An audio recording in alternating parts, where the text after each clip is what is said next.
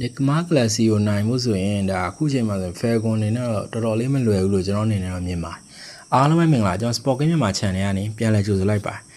်ဒီနေ့မှာဆိုရင်တော့ကျွန်တော်တို့ဒီခုလာမဲ့ Nick Markles နဲ့ Team Falcon တို့ရဲ့ Play-off ပွဲကြိုသုံးသက်ချက်လေးကိုကျွန်တော်အနေနဲ့တော့ဒါတင်ပြပေးသွားမှာဖြစ်ပါတယ်လက်ရှိမှာဆိုရင်ဒါ Nick Mark ကဒီ Team Split ကိုဆော့သွားတဲ့ပွဲမှာဆိုရင်ဒါတော်တော်လေးကိုဒါပြောရင် next level လဲရောက်တယ်ပြောရင်ကျွန်တော်ဆိုရင်ဒါတုံတော်ရ Nick Mark အဲ့လောက်ကြိုက်တာမဟုတ်ဘူးပြတင်မှာဟိုအရင်တော့ဆိုကျွန်တော် Miracle ပါလို့သာကြိုက်ခဲ့တာတင်မှာခုနောက်ပိုင်းဆိုအဲ့လောက်လဲ Nick Mark ပွဲဆိုအရင်လောက်ကြီးတင်မှာဟိုလိုဘယ်လိုပြောရမလဲဗျာအတီးတတားကြီးကျွန်တော်လိုက်ပြီးအားပေးပြီးကြည့်ရတာမဟုတ်တော့တာ TI မှုလို့သာကြည့်တာဖြစ်ပါတယ်အဲ့ဒါတောင်မှဒီမှာဒီဆော့တော်တဲ့ပုံစံတွေမှာဆိုရင်ဒီဆူမင်းနဲ့ Loreno ကလည်းအတွဲညီတယ်နောက်ကျတော့ GA ရဲ့ performance တွေဆိုရင်လည်းဒါတော်တော်လေးကောင်းတယ်ဗျဒီ winner ပုံဆိုရင်လည်းဒါစစ်သုံးသွားတဲ့ timing တွေဆိုရင်လည်းတော်တော်လေးဟော့ပါတယ်ပြောရင်ဒီ TI မှာဆိုရင်ဒါ epic battle တွေလို့ပြောလို့ရတယ် Nick Mark ပြသွားတယ်တပွဲထုတ်ပဲနောက် offlane မှာဆိုရင်လည်းဒီ Divine Lama အနေနဲ့ဒါတော်တော်လေးကောင်းတယ်လို့ကျွန်တော်နေတော့မြင်တယ်အားလုံးဆိုရင်ဒါ Divine Lama ပါဗျာသူများကြီးဆိုတိတ်တော့မကြိုက်ကြဘူးဒါပေမဲ့ကျွန်တော်လည်းရင်တော့အလောက်မကြိုက်ဒါပေမဲ့သူ Divine Lama off ရောက်ပြီးမှပဲတော်တော်လေး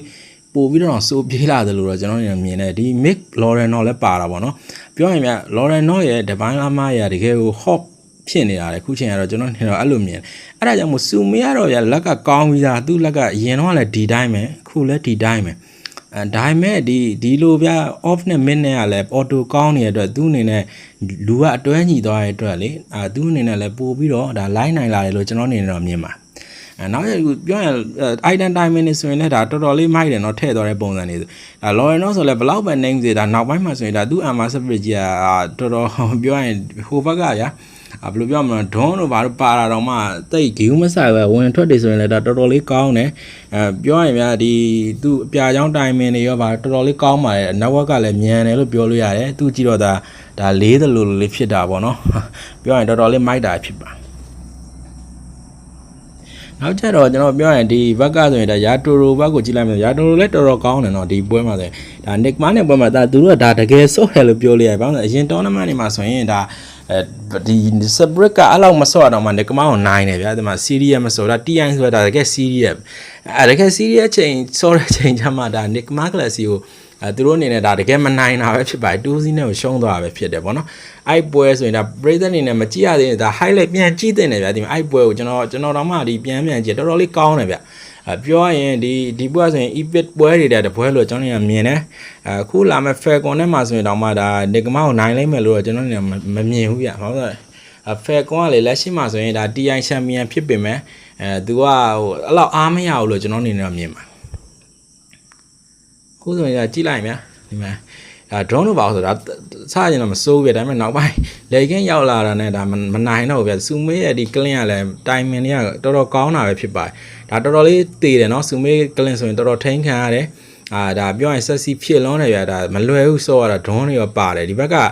ကစတန်တာဝန်တော်ဝန်ပေါ်ရဲ့နောက်ကျတော့ဒီဖူးဝင်ဒါပဲပါတာတိတ်ပြီးအများစားပါတာမဟုတ်ပါဘူးဒါပြော armor searing chain လေးပဲဟိုဘက်ကဆိုတာ drone တွေရောအတော်ပါတာတော့မှဒါဆော့သွားတော်တော်လေးမိုက်ပါတယ် item ထည့်တဲ့ပုံစံလေးကြိုက်တယ် loader ဆော့တွေဆိုရင်လည်းဒါအချိန်မီထည့်သွားဖြစ်ပ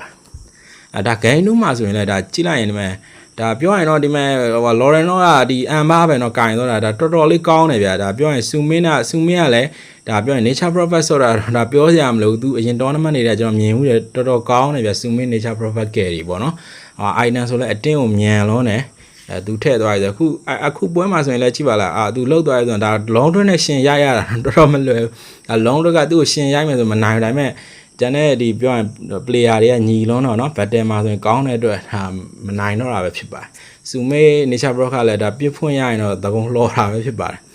အဲ့ဒါကြောင့်မို့လို့ဒီပွဲဆိုရင်ဒါ2စီးနဲ့အပြက်တာတကယ်ရှုံးသွားတာဖြစ်တယ်အားကြောင့်မို့ခုလာမဲ့ပွဲမှာဆိုရင်ဒီ 10 separate နဲ့ sort ထားတဲ့လက်ရောသူတို့ဒီ TI နဲ့ရှောင်းလုံး sort ထားတဲ့ performance တွေအရာကျွန်တော်အမြင်ပြောရင်တော့ဒါ Nick Markles အနေနဲ့ဒါ Team Falcon နိုင်သွားအောင်မယ်လို့ကျွန်တော်မြင်တယ်ဒါ Falcon အနေနဲ့ lower bracket ဆင်းသွားမယ်လို့ကျွန်တော်အနေနဲ့တော့မြင်ပါတယ်ဒါပြောရင်အန်နာတော့အသင်းလည်းဖြစ်ပေမဲ့လက်ရှိမှာဆိုရင် Falcon မနိုင်ဘူးလို့ကျွန်တော်ကတော့မြင်တယ်ဒါကျွန်တော်ရဲ့ဒါတူသေးတော့အမြင်ပဲဖြစ်ပါတယ် Nick Mark ကိုကျွန်တော်ကအဲ့လောက်ကြိုက်တာလည်းမဟုတ်တိုင်းပဲတကယ်ကောင်းနေလို့ကျွန်တော်အနေနဲ့တော့ဒါသုံးသက်ချက်လေးလုပ်ပေးလိုက်တာဖြစ်ပါတယ်ဒါကျွန်တော် channel မှာဆိုရင်လည်းဒါ Dota 2ပွဲကိုပထမဆုံးသုံးသက်ပေးတဲ့ပွဲစဉ်လည်းဖြစ်ပါတယ်အားလုံးလည်းသဘောကျလိမ့်မယ်လို့ထင်ပါတယ်ကျွန်တော်တို့ရဲ့ YouTube channel ဖြစ်တဲ့ Sport Game မြန်မာ channel ကိုလည်း like and subscribe လုပ်သွားကြပါအားလုံးကျေးဇူးတင်ပါတယ်